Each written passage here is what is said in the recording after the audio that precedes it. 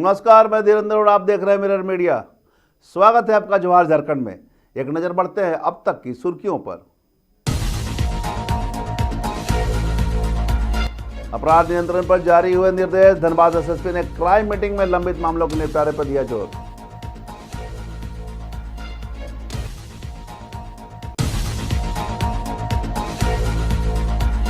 तेज रफ्तार ने ली एक और जान। बरवाडा किसान चौक पर झरिया निवासी सुरेश महतो की दर्दनाक मौत।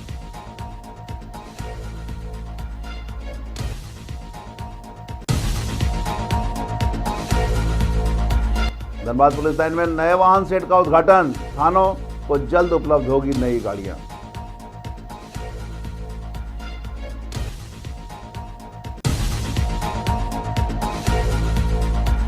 रामगढ़ में 12 लाख की चोरी का खुलासा। मुख्य आरोपी बोकारो से हुआ गिरफ्तार।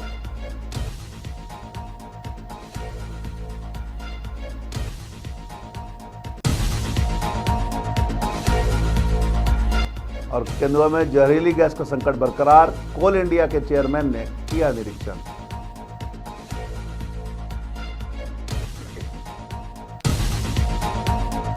अब खबरें विस्तार से। बुधवार को एसएसपी प्रभात कुमार की अध्यक्षता में धनबाद पुलिस द्वारा क्राइम मीटिंग आयोजित की गई। बैठक में जिले के सभी थानों के थाना प्रभारी एवं वरीय अधिकारी मौजूद रहे। इस दौरान नवंबर माह में दर्ज मामलों की समीक्षा की गई और उनके निष्पादन की प्रगति पर चर्चा हुई। एसएसपी प्रभात कुमार ने बताया कि नवंबर माह में जिले में 400 से अधिक मामले दर्ज हुए हैं। अब तक 600 मामलों का निष्पादन किया जा चुका है, जिससे मामलों की लंबित संख्या घटकर 2200 रह गई है।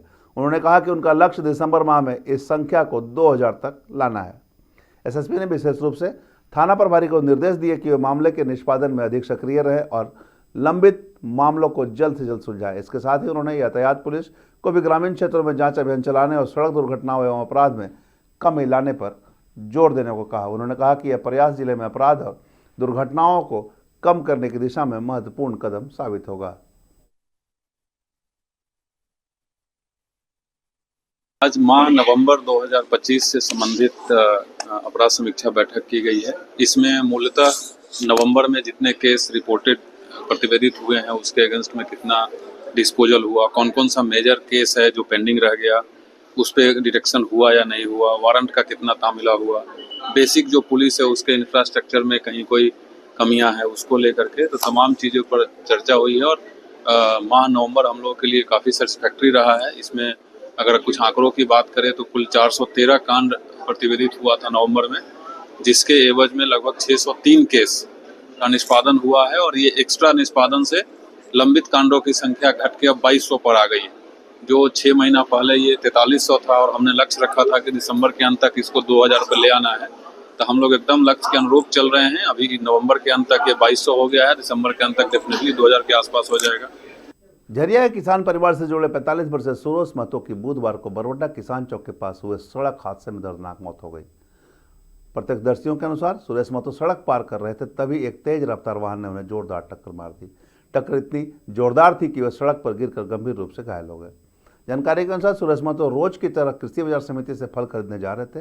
परिवार के भरण पोषण के लिए वे ठेला लगाकर विभिन्न इलाकों में घूम घूम कर फल बेचते थे। वे अपने परिवार के साथ ससुराल में रहते थे। हादसे की सूचना मिलते ही आसपास के लोग दौड़कर पहुंचे और तुरंत पुलिस को खबर दी। बरौदा थाना पुलिस ने स्थानीय लोगों की मदद से घायल सुरेश महतो को एसएनएमसीएच पहुंचाया, जहां डॉक्टरों ने उन्हें मृत घोषित कर दिया। अस्पताल पहुंचते ही परिजनों में चीख पुकार मच गई। पूरे परिवार में मातम छा गया। फिलहाल पुलिस मामले की जांच में जुटी हुई है। हम लोग को सूचना मिला कि एक्सीडेंट हो गया, फिर हम लोग जो है घर से यहाँ पीएमसीएच आए। उसके बाद हम लोग देखें तो देखे यार तो मतलब जो है सीधे डेट किया हुआ है। प्रशासन भर्ती करके चला गया है और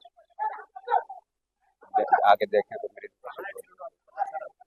वो तो बरवाडा थाना में थाना वाला फोन वही भर्ती किया है। रोड में अब जहाँ एक्सीडेंट हुआ है उसी को पता है। घूम घूम के फल बेचते थे गांव में। कृषि बाजार से समिति से फल उठाते थे और घूम घूम के बेचते थे। इसी से अपन जीवन यापन करते थे।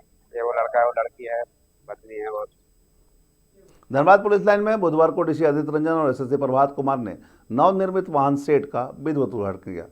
मौके पर नगर आयुक्त, ग्रामीण एसपी, डीएसपी और पुलिस केंद्र के अन्य वरीय अधिकारी मौजूद रहे। उद्घाटन के दौरान डीसी ने बताया कि पुलिसकर्मियों की सुविधा और सुरक्षा को ध्यान में रखते हुए कई निर्माण कार्य किए गए हैं।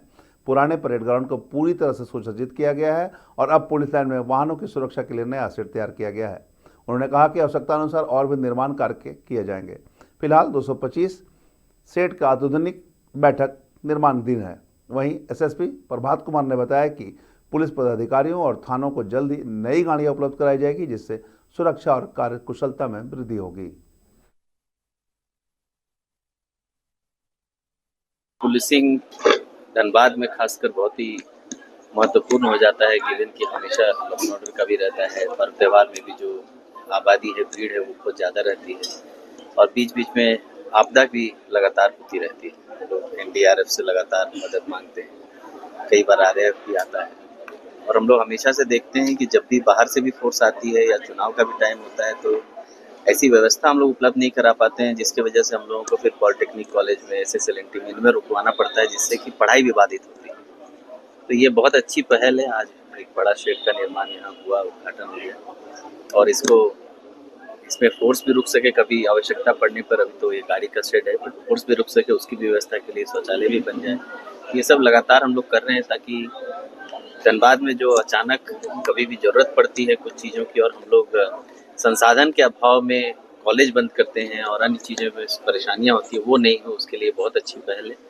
और आने वाले समय में हम लोग पुलिसिंग को, पुलिस पर्सनल को और भी सुदृढ़ करें। राज्य सरकार भी लगातार विभिन्न माध्यम से टेक्निकली और संसाधनों से लैस करते जा रही है। तो आने वाले समय में पुलिस संसाधन के साथ अपना काम करेगी और धनबाद के आम लोगों को पुलिसिंग रिलेटेड समस्या नहीं होगी। धनबाद पुलिस के लिए एक बहुत ही अच्छा दिन है, सफलता वाला दिन है। धनबाद के पुलिस लाइन में एम्प्टी शेड की कमी थी। हमारे पास पुलिस लाइन में एनी टाइम लगभग 35 से 40 गाड़ियां रहती है, जिसमें बड़ी गाड़ी है, बस है, वाटर कैनन है, विधि व्यवस्था के लिए जो टैंकर आता है वो है, उसके बाद छोटी गाड़ी है, बाइक्स है। लेकिन यहाँ कोई शेड नहीं था, जिसके कारण उसका रख रखाव भी ठीक से नहीं हो रहा था, मेंटेनेंस में काफ़ी कॉस्ट भी लग रहा था।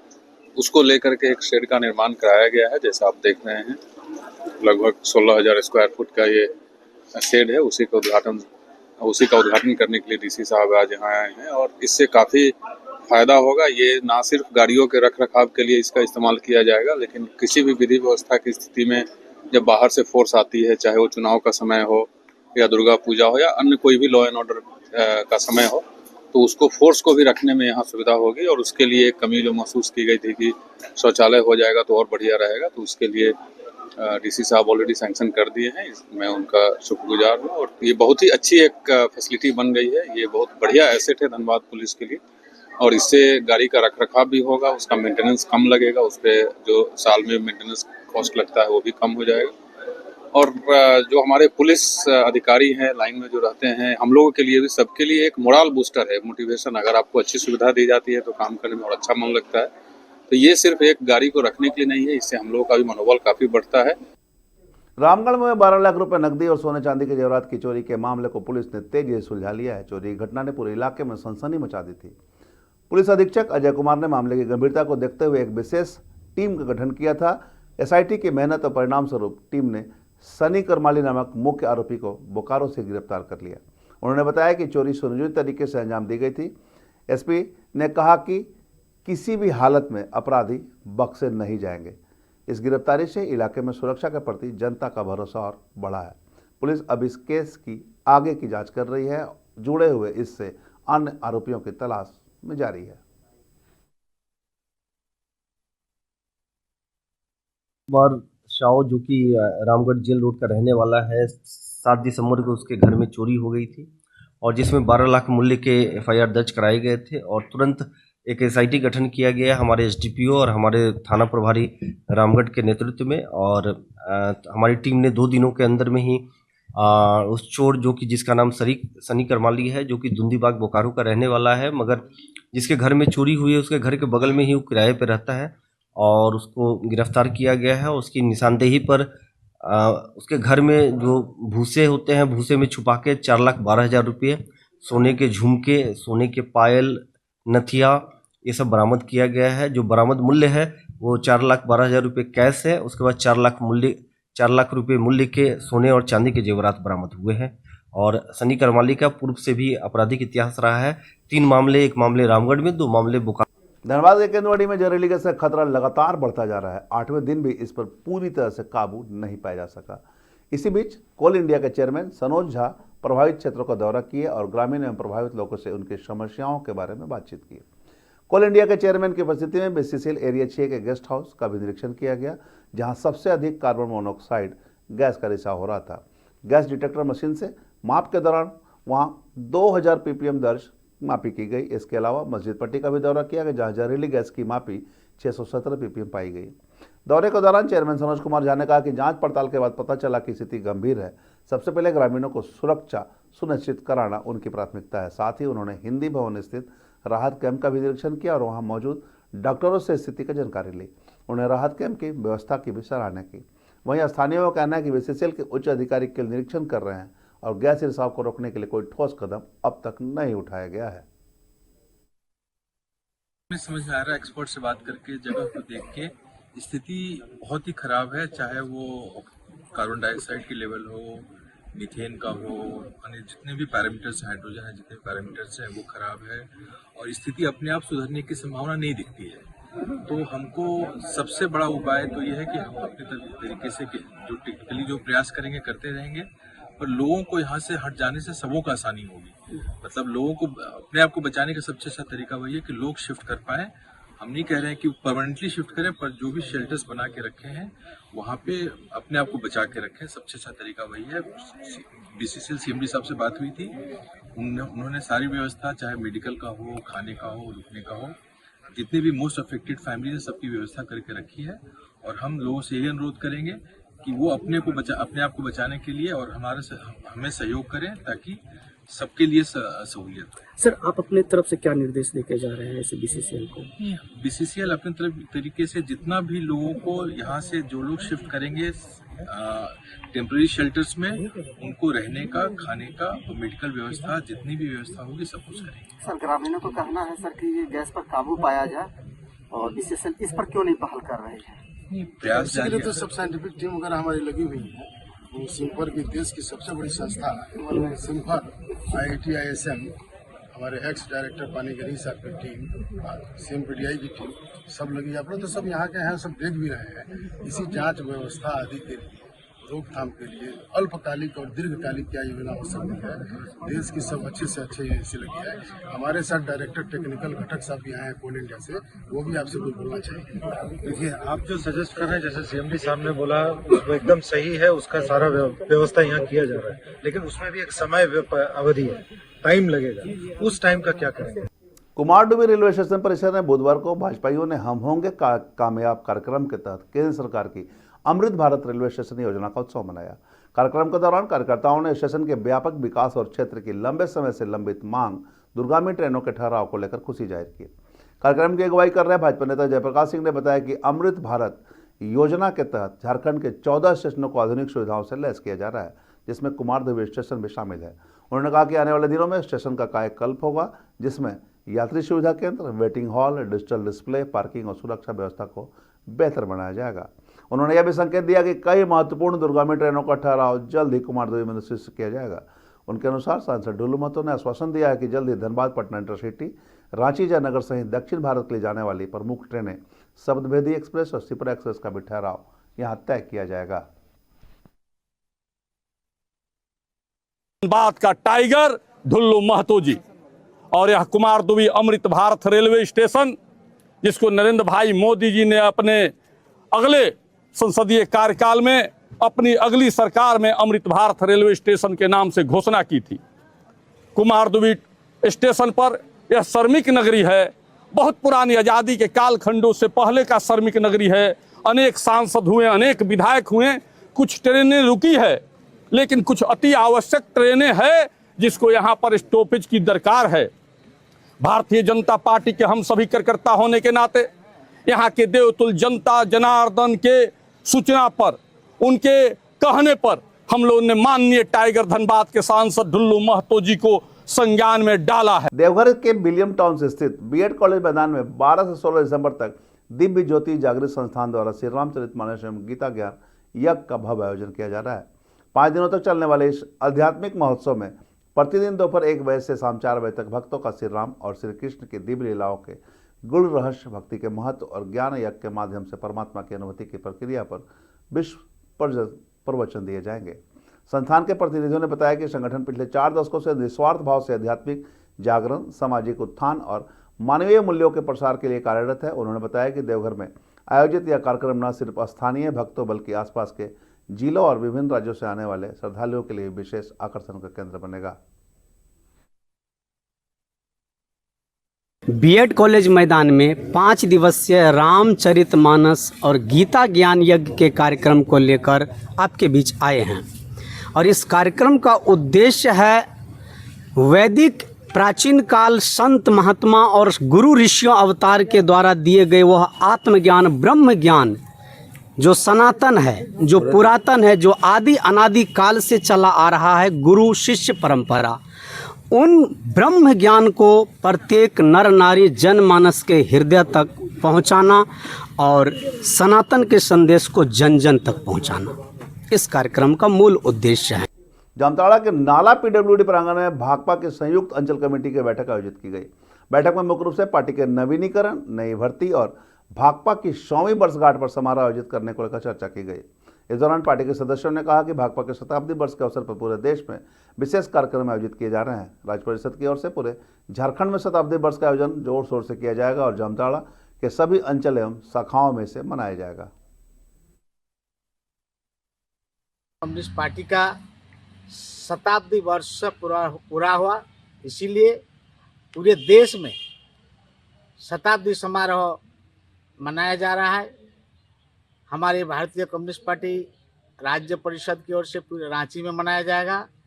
हमारे ज़िले के अंदर सभी अंचल में, शाखा में ये शताब्दी समारोह मनाने के बाद हम लोग नाला में जिले स्तर से 27 दिसंबर को नाला पीडब्ल्यूडी में मनाएंगे और पूरे बाजार में गाजा बाजा के साथ धूमधाम से हम लोग शतवर्ष पूर्ण का समारोह मनाएंगे।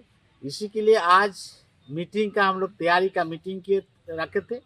तैयारी मीटिंग में निर्णय लिया गया 11 तारीख से 20 तारीख तक 10 दिन का हर शाखा का बैठक, गांव में बैठक, प्रचार प्रसार और 21 से 26 तक मोटरसाइकिल और पार्टी का 100 वर्ष पूरा का एक बैनर जत्था लगा के साथ गांव-गांव में प्रचार कर पार्टी ये समारोह का फंड कलेक्शन और प्रचार साथ ही साथ करने का आज निर्णय हम लोग लिए।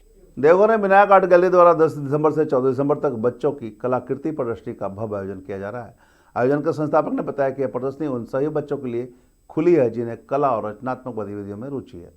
उनका मुख्य उद्देश्य बच्चों की प्रतिभा को उचित मंच प्रदान करना और उन्हें कला के विभिन्न क्षेत्रों में आगे बढ़ाने के लिए प्रेरित करना है। इस प्रदर्शनी के माध्यम से स्थानीय बच्चों को अपनी रचनात्मक दिखाने, नई तकनीक सीखने और कला जगत से जुड़ने का सुनहरा अवसर मिलेगा। आयोजकों का कहना है कि इससे बच्चों में आत्मविश्वास बढ़ेगा और उनकी कला की संभावनाओं को नई दिशा मिलेगी।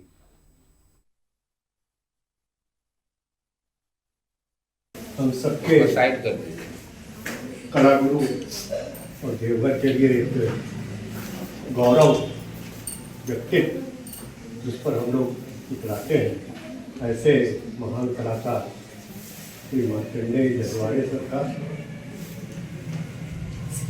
द्वारा प्रस्तुत उनको हम लोग बड़ी बात ही जानते हैं। जब ये अपनी कला से अंतर्राष्ट्रीय स्तर पर न सिर्फ पहचान अपनी बनाई है, पूरे देवघर को, झारखंड को गौरव होने का क्षण इन्होंने प्रदान। फुसरा नगर परिषद में सफाई व्यवस्था बुधवार से पूरी तरह ठप हो गई। न्यूनतम मजदूरी लागू करने और सुविधाओं में सुधार की मांग को लेकर सफाई कर्मचारी और वाहन चालक अनिश्चितकालीन हड़ताल पर बैठ गए। कर्मचारियों का कहना है कि 27 सितंबर से 5 नवंबर को हुई बैठक में उन्होंने आश्वासन तो मिला, लेकिन अब तक किसी भी मांग पर अमल नहीं हुआ। कर्मचारियों ने स्पष्ट कर दिया कि अब केवल आश्वासन पर्याप्त नहीं है, उन्हें लिखित आदेश चाहिए। PWM solid waste management company पर कर्मचारियों ने आरोप लगाया कि उनकी समस्याओं को गंभीरता से नहीं लिया जा रहा है। न्यूनतम मजदूरी का भुगतान लंबित है और कई बार अनुरोध के बावजूद वाहनों की मरम्मत और कागजी काम नहीं किए गए। हड़ताल के कारण फुसरा नगर परिषद क्षेत्र में कचरा उठाव पूरी तरह रुक गया है, जिससे कई वार्डों में गंदगी का अंबार लग गया है। कर्मचारियों ने चेतावनी दिया कि जब तक सही मांगों पर लिखित निर्णय नहीं लिया जाता उनका आंदोलन जारी रहेगा। हम लोग को एक एरियर बना के देने का काम करेंगे। पिन 2024 से लेकर 25 को इस सारा राउंड फिगर में जोड़ के एक बार हम देंगे। संडे को काम खटा करके हम लोग को नहीं दिया गया। आश्वासन मिला कि 5 नवंबर को दिया जाएगा। 5 नवंबर भी किसी तरह का कोई रिएक्शन नहीं हुआ। इस बीच हम लोग पुनः फिर से हम लोग लेटर दिए कि हम लोग को काम का अनसुना किया जा रहा है। तो फिर से हम लोग को एक आश्वासन मिलता है कार्यपालिका पदाधिकारी के महोदय के समक्ष और कंपनी से आया हुआ कुछ लेटर आया कि हम लोग को 5 तारीख को काम को पूरा कर दिया जाएगा, हमारी सारी डिमांड पूरी कर दी जाएगी। पर उसमें भी हम लोग को कोई सुझाव नहीं मिला। हमारी बातों को नज़रअंदाज किया गया, अनदेखा काम किया। बार बार यही डेट यही हम लोग का आश्वासन मिलता रहा, जिसको लेकर हम लोग निश्चितकालीन के लिए 10-12 को हम लोग हड़ताल पर बैठे हैं। मांग हम लोग का 7 सूत्री मांग है। जो हमारी मांग है 2022 से जो काम हम लोग किए हुए हैं और अब तक जो काम करते आ रहे, उस बीच में हम लोग का बकाया जो है संडे का जो काम कराया हुआ पैसा है, बढ़ोतरी मांग है। जो एरियर को बनाकर देने का वादा किए थे हम लोग को कि 5 नवंबर तक आप लोग को मिल जाएगा, वो भी हम लोग को बुलाने काम किए। उसके बाद लास्ट डेट 5 दिसंबर तक मिला कि आप लोग का जो भी है नेक्स्ट 5 दिसंबर को आप लोग का जो भी है जो आप लोग को डाटा वो आप लोग को कंफर्म मिल जाएगा। लेकिन कुछ तरह का पहल नहीं हुआ, कुछ तरह का दिखावा एकदम बलगाने काम किया है। इसी को लेके हम लोग 10 तारीख से आज हम लोग निश्चितकालीन हड़ताल पर बैठे। जब तक हमारा डिमांड, जब तक हमारा मांग पूरा नहीं हो जाता तब तक हम निश्चितकालीन हड़ताल पर रहे। धन्यवाद। विधायक राज सिन्हा ने झारखंड विधानसभा में डीवीसी मेथन विस्थापितों की समस्याओं को जोरदार ढंग से उठाया। उन्होंने केसल कुराला और लुआडी के पुनः स्थापित लोगों की हुई भूमि हानि का विस्तार से उल्लेख किया और तत्काल स्वामित्व अधिकार हस्तांतरित करने की मांग की। विधायक ने नई भूमि अधिग्रहण, पुनर्वास और पुनर्स्थापन नीति 2013 के तहत लाभ सुनिश्चित करने की भी अपील की। उन्होंने बताया कि भूमि के बदले भूमि का मुआवजा अब तक स्वामित्व अधिकार नहीं मिलने के कारण पूरा नहीं हो पाया है। विधानसभा में उपस्थित झारखंड सरकार के भू राजस्व मंत्री ने आश्वासन दिया कि विधायक द्वारा उठाए गए मुद्दों को जल्द पूरा किया जाएगा। इस दिशा में धनबाद के उपायुक्त के साथ 15 दिसंबर को उच्च स्तरीय बैठक आयोजित की जाएगी। वहीं दामोदर घाटी विस्थापित एवं स्थानीय समन्वय समिति ने विधायक राज सिन्हा के प्रति आभार व्यक्त किया और उनकी 70 वर्षों से चली आ रही समस्याओं के प्रति गहरी संवेदनाओं को सराहा।